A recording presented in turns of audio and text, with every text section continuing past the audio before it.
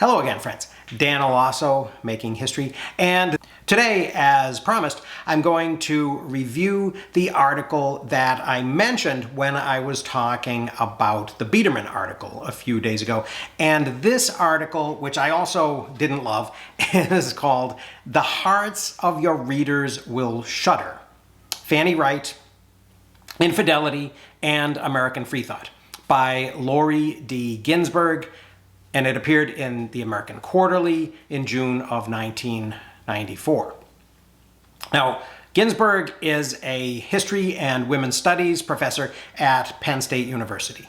She wrote an award-winning book in 1990 called Women and the Work of Benevolence: Morality, Politics, and Class in the 19th Century United States, which, as it sounds, was about middle-class Protestant reformers.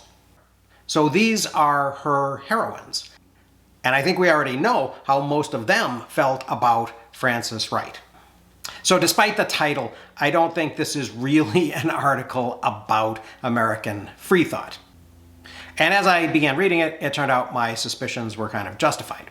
As expected, Ginzberg begins not by describing Frances Wright or her program, but by describing the effect that her speaking had on, quote, the religiously orthodox and politically conservative.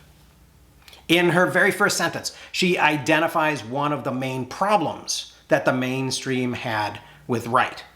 She typically spoke before, quote, predominantly working class audiences. Ginzberg notes the comments of the advocate of moral freedom, which announced when Wright returned to America in 1836 that her previous talks had led women, quote, once happy in their husband's arms, to have run away and, quote, indulged themselves to indiscriminate indulgence in libidinous practices. Then she quotes Catherine Beecher's complaints about Wright's, quote, brazen front and brawny arms. Both of these statements seem to emphasize the very, very nasty, irrational, personal, ad hominem nature of the righteous majority's reaction to Frances Wright. Ginzberg claims to be fascinated by the way what she calls Wrightism becomes a handy epithet for any critique of the status quo that becomes too challenging. But it's hard to tell what she actually thinks of these critiques, which in some cases at least might be justified, mightn't they? Ginzberg goes on to group Wright and her ideas with other challenges, such as Thomas Paine's Age of Reason and Mary Wollstonecraft's Vindication of the Rights of Woman. She mentions that the French Revolution was more than a generation in the past, but I think she's probably right that this is sort of the unresolved issue that still motivates the conservatives and possibly helps propel the Second Great Awakening.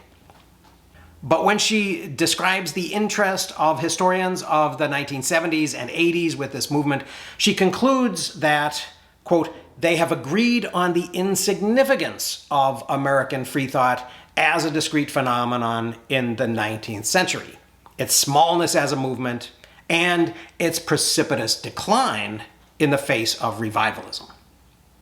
She claims there were, quote, few actual freethinkers, and about freethinking women, we hear nothing, she says.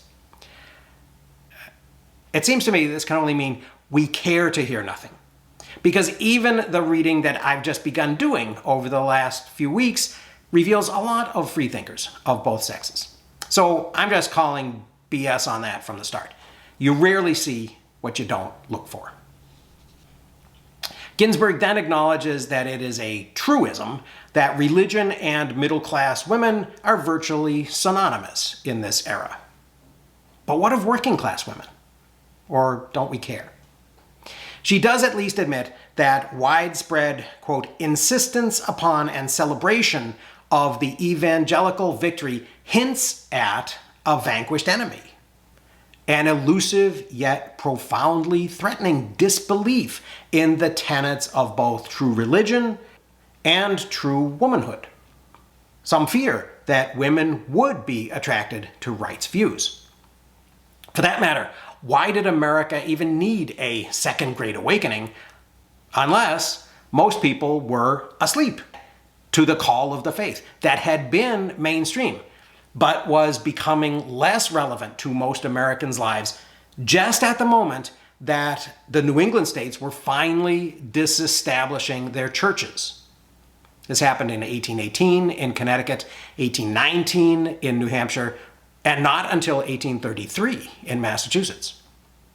She notices that, quote, the depth of the fear of freethinkers seems disproportionate to their influence. But then she retreats to her insistence, drawn from the judgments of secondary source authors who were obviously more interested in faith than in its opposite. So she returns to this insistence that free thought was trivial. Ginzberg mentions that despite losing the ability to compel attendance and payment of church taxes, quote, the clergy were seeking and gaining a strong cultural influence that frequently took a political form.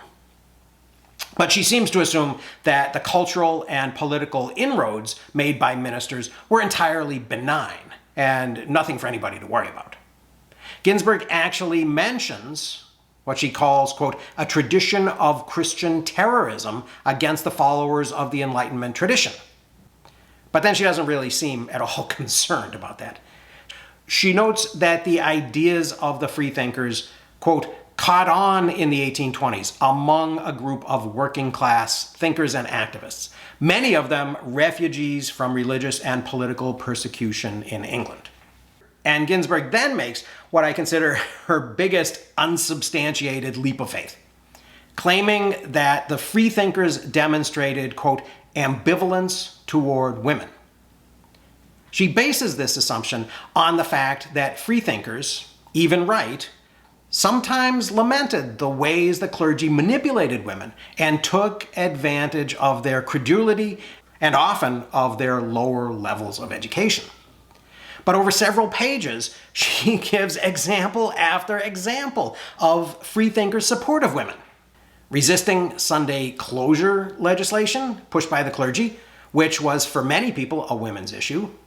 Belief in, quote, women's rights as citizens. Universal free education. Reconsidering, quote, legal and sexual customs surrounding marriage. And birth control.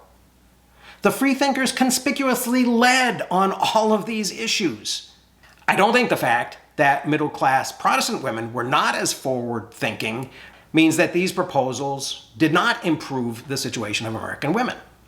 Later, Ginzberg actually shows us evidence of how organized religion considers women when a churchman complains about Wright, saying, quote, when a female undertakes to ridicule religion, it is one of those marks of depravity that carries with it the most unnatural and odious idea in nature. When in 1829, the Working Man's Party, disparagingly called the Fanny Wright Party, elected its candidate to the state legislature, the commercial advertiser called them, quote, poor deluded followers of a crazy atheistical woman. So who's actually disparaging women here? Ginzberg even admits that, quote, only rarely do we listen to Frances Wright herself. To which I can't help responding, speak for yourself. And if you feel that way, do something about it. Ginzberg did notice that Wright characterized the revivalist movement as a reversal of the direction that America had been moving.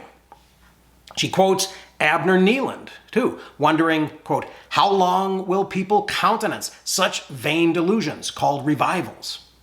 And she mentions a Pennsylvania meeting of freemen in 1829 that complained of a religious excitement or crusade, which, quote, if not arrested in its progress, would abridge the civil and religious liberties of the people. Isn't that kind of what happened? Couldn't it be argued that it's an issue that hasn't really been entirely resolved in America today? She then moves on to a concluding description of Abner Neeland's blasphemy trial, where his lawyer warned, "You will make him a martyr, and them inquisitors. Such are the horrors of religious persecution that men will fly for relief even to infidelity." Which is kind of the point, isn't it? Ginzberg does notice that one reason for the backlash against the Boston Investigator was that it made the types of ideas that it covered available to a popular audience. This is similar to the penny press controversy in England. And the complaint against Neeland was, quote, "Here is a journal, a newspaper, cheap, and sent into 1,000 families, etc. Where one man would be injured by Hume, Gibbon, or Volney, 1,000 may be injured by this newspaper, so widely circulated, so easily read, so coarsely expressed, so industriously spread about." The part she's mistaken about in the Neeland trial is that actually the complaint that Neeland was supplying the, quote, "complete recipe how the trade of a strumpet may be carried on without its inconvenience or dangers," that she mentions, was not actually unrelated to the investigator, as she claims, because Neeland had just published the 3rd revised edition of Charles Knowlton's Fruits of Philosophy, and had included articles from Knowlton on a very regular basis. So those are some of my objections to Ginzberg's depiction of Freethought in the early 19th century. I think she's right that American social historians in the 1970s and 1980s, and American cultural and religious historians later, did ignore Freethought and did focus on what actually interested them, which was religion. But I don't think that that means that Freethought wasn't there. I do think that it's obvious that there wouldn't have needed to be revivalist great awakenings if there wasn't something going on. So I hope people found that a little bit interesting. Thanks very much for listening. I'll do more reviews of scholarly articles on Freethought as I read them, and I'll see you again very soon.